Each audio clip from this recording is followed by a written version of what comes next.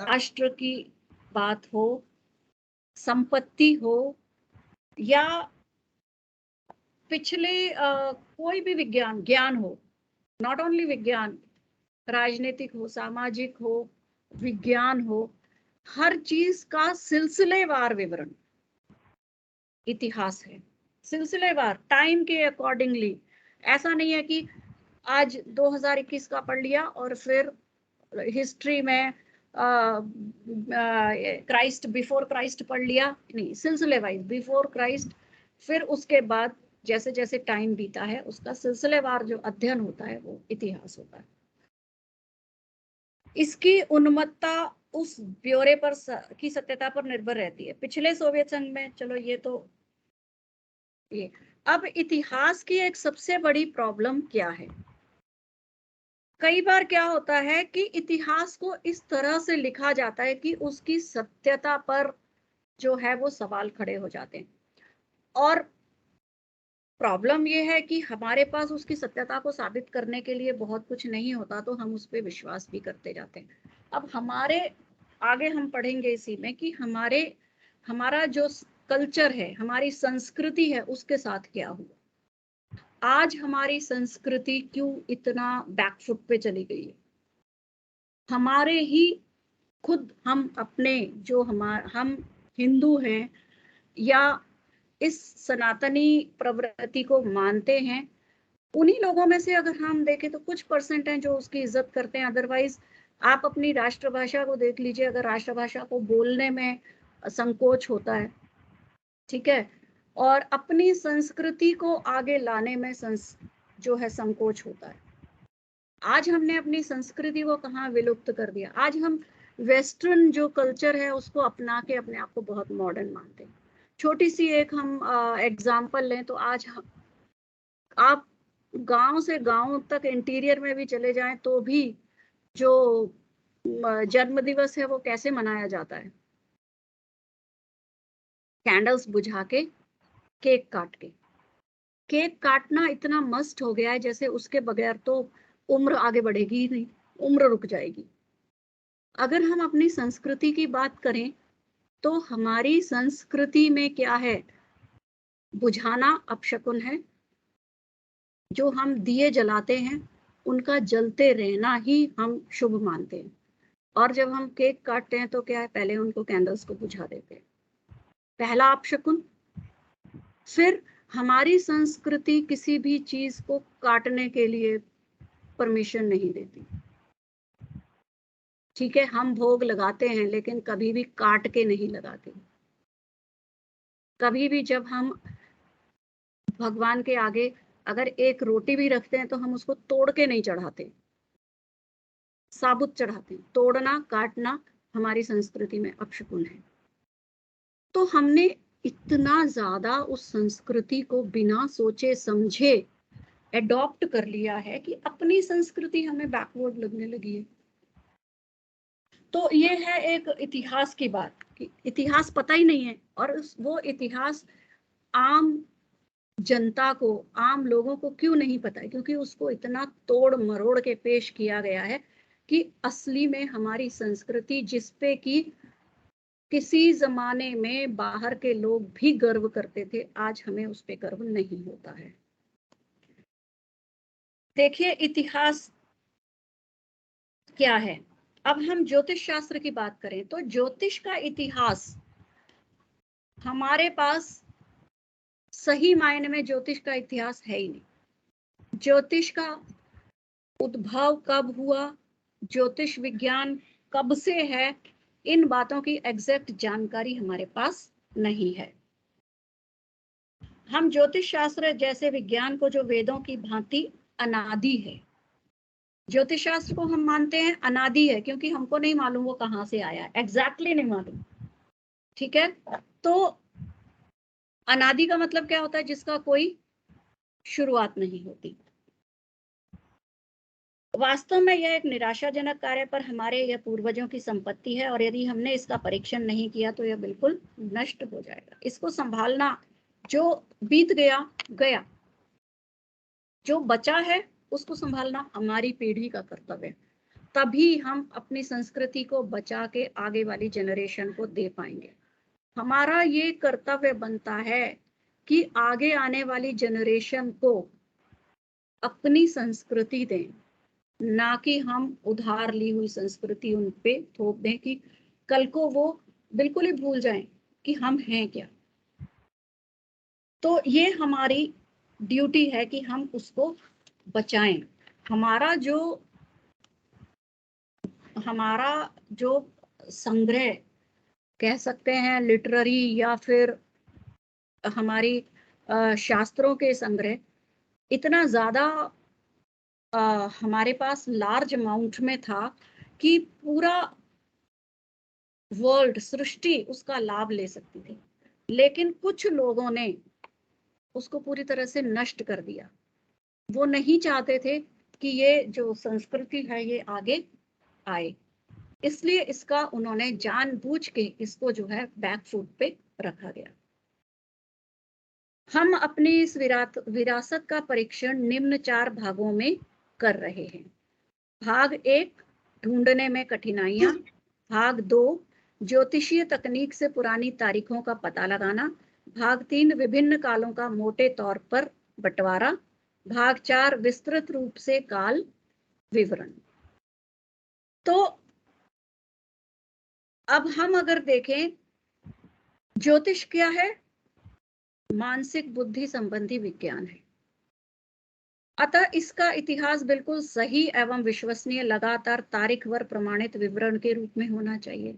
होना तो चाहिए था कि बिल्कुल तारीखों के हिसाब से टाइम टू टाइम कब इसका ओरिजिनेट हुआ, आगे किस तरह इसका प्रोग्रेस हुई, डेवलपमेंट हुआ, ये सब कुछ डेट वाइज हमारे पास होना चाहिए। लेकिन अनफॉर्चुनेटली हमारे पास ये नहीं है। उसके कारण क्या रहे? जो इतिहास हमारे पास नहीं है उसका, देखिए, श्रुति तथा स्मृति। श्रुति स्मृति हमने पहले भी पढ़ा था। क्या आप बता सकते हैं श्रुति स्मृति क्या है?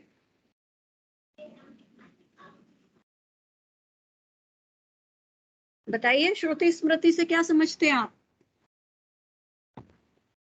सुनना और याद नहीं। जी, सुनकर याद करना।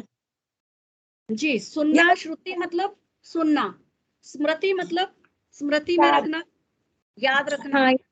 तो अगर हम पुराने टाइम पे जाके देखें तो उनके पास कोई फैसिलिटी नहीं थी लिखने के लिए, ना कागज थे, और उसको आगे प्रिजर्व करने के लिए उनके पास ना तो पब्लिशिंग थी, ना ही पेन वगैरह थे। तो इस कारण वो क्या, लेकिन हाँ, मानसिक जो बौद्धिकता थी वो बहुत प्रखर थी, बहुत डेवलप्ड था उनका माइंड।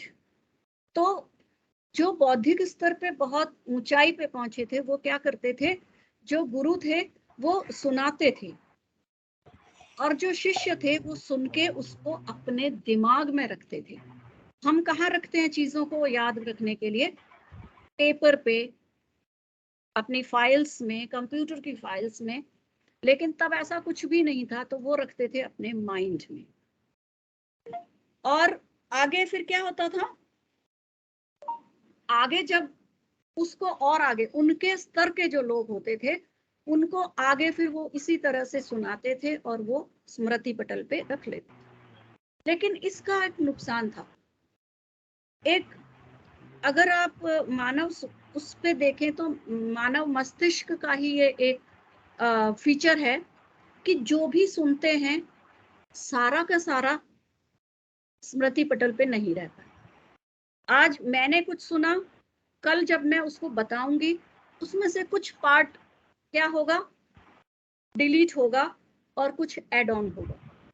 मेरे माइंड में जो है उसमें से एडिशन हो जाएगी और कुछ चीजें जो है नेचुरली डिलीट हो जाएंगी।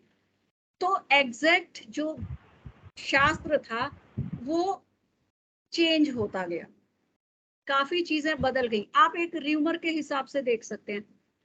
अगर कोई छोटी सी र्यूमर है, ठीक है, मान लीजिए मुझे किसी ने बताया कि पड़ोस वाले घर से जोर आवाजें आ रही थी। मैंने किसी और को बताया, पड़ोस के घर में लड़ाई हो गई, उनके घर से आवाजें आ रही थी। तीसरा बोलेगा, अरे पड़ोस के घर में तो इतनी इतनी लड़ाई हो गई, वहां तो एक दूसरे को मरने पे उतर आए और सो एंड सो लड़ाइयां हो गई, ये वो। मतलब हमको नहीं मालूम लड़ाई थी या नहीं, सिर्फ आवाजें तेज सुनी और उसको वो पुलिस और कोर्ट तक पहुंचा दिया। कहाँ था ये डेवलपमेंट? एक माइंड से दूसरे माइंड पे, दूसरे माइंड से तीसरे माइंड से। तो ऐसा ही श्रुति स्मृति में होता था। तो ये एक ड्रॉबैक ही था। एक बेनिफिट तो था ही कि वो जो चीजें थी वो हमें आज फिर भी मिली, कुछ तो मिली, लेकिन थोड़ा सा ड्रॉबैक ये था कि उनकी ओरिजिनलिटी जो थी वो सफर कर रही।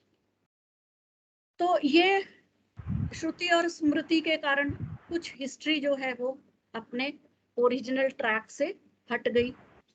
दूसरा क्या था? सभ्यता पर आक्रमण।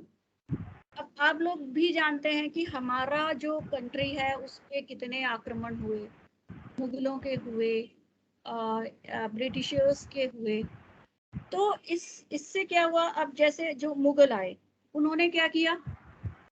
वो चाहते थे कि उनका रिलीजन स्प्रेड हो और जो ऑलरेडी चल रहा है रिलीजन वो खत्म हो जाए।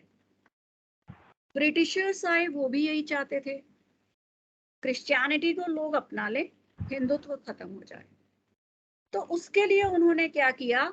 और वो जानते थे, मुगल भी अच्छी तरह जानते थे, ब्रिटिशर्स भी जानते थे कि ये जो हमारी वैदिक जो कल्चर है वो बहुत रिच है। जो सनातनी कल्चर है वो इतना रिच है कि अगर वो सरवाइव किया तो उनके जो रिलीजन है वो कहीं भी स्टैंड नहीं कर पाएंगे। अपने रिलीजन को सरवाइव करवाने के लिए उनके लिए सबसे पहला रास्ता जो था वो ये था, इसको डाउन किया जाए। इसको डाउन करेंगे, इसको। तो उन्होंने क्या किया? जो हमारे स्क्रप्चर्स थे उनको नष्ट किया, उनको खत्म किया। उन्होंने जला दिया। अगर आपको याद हो, नालंदा जो विश्वविद्यालय था वहां की लाइब्रेरी को गजनवी ने जलाया था। 3 महीने तक वहां पे जो थे पुस्तकें और ग्रंथ जो हैं जलते रहे थे। अगर हम सोचें कि कितना बड़ा नुकसान हम लोगों ने झेला है, तो ये क्या था कि हमारे जो वास्तविक धर्म था उससे हटाने के लिए हम लोगों को पथभ्रष्ट किया गया। कुछ क्या था, अब वो लोगों तक वो ना पहुंचाया नहीं उन्होंने, लोगों तक उनको इस तरह से एजुकेट ही नहीं किया गया कि वो अपने शास्त्रों को पढ़ सकें। उनका डाइवर्जन किया गया, उनको डाइवर्ट कर दिया गया। और फिर जो उस टाइम पे इतिहास लिखा गया तो व्याख्याकारों ने क्या किया? उसको तोड़ मरोड़ के पेश किया गया। सही रूप में वो इतिहास नहीं आया, गलत रूप में पेश किया गया, जिससे कि आज हम लोग जानते ही नहीं है अपने रिलीजन के बारे में, अपने कल्चर के बारे में हमें कुछ पता ही नहीं है। आज अगर घर में छोटी सी पूजा हो तो हमारे बच्चों को ये भी नहीं पता कि कहाँ बैठना है, किस तरह से बैठना है, चप्पल कहाँ उतारनी है, तिलक लगाना है कि नहीं लगाना, कुछ भी नहीं मालूम। क्यों नहीं मालूम? क्योंकि बचपन से उनको ये संस्कार ही नहीं दिए गए। खुद माँ बाप को नहीं पता तो बच्चों को क्या देंगे? तो ये जो हमारे जो नैतिक मूल्य हैं, हमारे इतिहास में उनकी वैल्यू ही नहीं की गई। आज आप देख लीजिए, बहुत जो एजुकेटेड हैं, हाईली क्वालिफाइड है, क्या होना चाहिए? जो एजुकेशन है वो असली पर्पस क्या है एजुकेशन का? शिक्षा का अर्थ क्या है? एक बहुत लेमैन की अगर हम भाषा में शिक्षा का अर्थ बताएं तो शिक्षा का अर्थ है सभ्य बनाना। शिक्षा सभ्य बनाती है। और आज की शिक्षा क्या है? जो हम आज पढ़ रहे हैं वो शिक्षा सिर्फ डिग्रीज दिलाती है और असभ्य बनाती है। आज जितने ज्यादा एजुकेटेड हैं उतने ज्यादा असभ्य हैं। अगर एक अनपढ़ व्यक्ति होगा वो फिर भी उसमें कुछ मोरल वैल्यूज होंगी। जो पढ़े लिखे हैं वो मोरल वैल्यूज की बिल्कुल परवाह नहीं करते। आप टेररिस्ट देख लीजिए, जो बहुत बड़े बड़े डॉक्टर्स हैं, वो आजकल ऐसी दवाइयां ढूंढ रहे हैं कि किस तकलीफ से आसान मौत दी जाए। जो चिकित्सक है उसका कार्य क्या है? लोगों की बीमारियों को दूर करना, और वो क्या ढूंढ रहे हैं? वो आसान मौत ढूंढ। तो उस क्या वो शिक्षा कही जाएगी? तो ये नैतिक मूल्यों से हमें अलग करने की ये एक साजिश रची गई। और दूसरी चीज क्या है, हम ज्योतिष के संदर्भ में अगर हम लें तो टोटली मैटरलिस्टिक कर दिया है इस शिक्षा ने। ज्योतिषी के पास भी आज अगर आते हैं लोग तो उनके सवाल सिर्फ सांसारिक सुखों तक सीमित रहते हैं। इस दुनिया में किस तरह से मैं सुखी हूं, कैसे पैसा कमाऊं। जबकि हमने पिछले चैप्टर्स में पढ़ा था कि ज्योतिष शास्त्र का असली पर्पस क्या है। ज्योतिष शास्त्र का असली पर्पस क्या है? बताइए, क्या पढ़ा था हमने?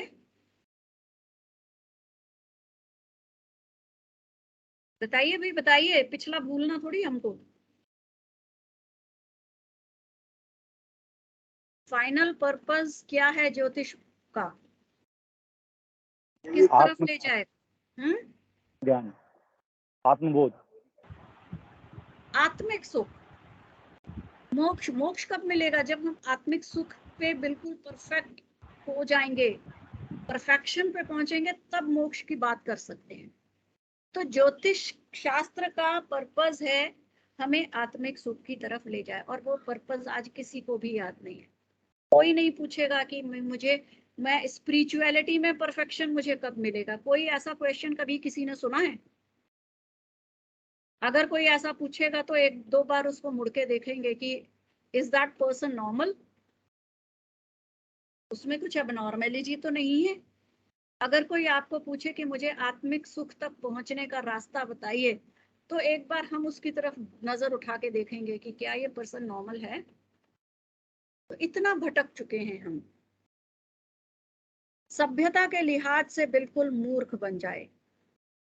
इसके साथ ही कुछ ऐसे बहुत बोलने वाले आलसी व्यक्तियों को प्रमुखता दी गई जिन्होंने संस्कृत के शब्दों का अंग्रेजी में रूपांतर बिल्कुल गलत। हमारे ग्रंथ किस भाषा में? संस्कृत में है। आज के जमाने में कितने % लोग हैं जिनको संस्कृत आती है, जो संस्कृत पढ़ सकते हैं? ना के बराबर है। तो अगर उन ग्रंथों को पढ़ना भी है तो उसके लिए क्या जरूरी है? उनको ट्रांसलेट किया जाए दूसरी भाषाओं में। अब ट्रांसलेशन इज ओके, सही है, लेकिन ट्रांसलेशन सही तो होना चाहिए। ट्रांसलेशन कैसा होता है? जो शब्द हैं उनका मीनिंग बिल्कुल बदल के रख दिया। जब वो मीनिंग बदल गया तो एग्जैक्ट वो एक्सप्रेशन कैसे हम लाएंगे? एक्सप्रेशन भी खत्म हो जाएगा। तो ये रीजन थे। क्या हुआ फिर? इतिहास जो था बिल्कुल बदल दिया गया, उसको छोटा कर दिया गया। आज हम जो अब पीछे खड़े हैं उसका बहुत बड़ा रीजन है।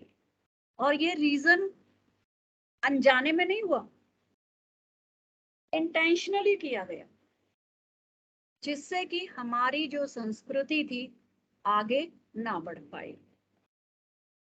और जो कमी रह गई थी वो किसने पूरी कर दी? अनैतिक ज्योतिषी।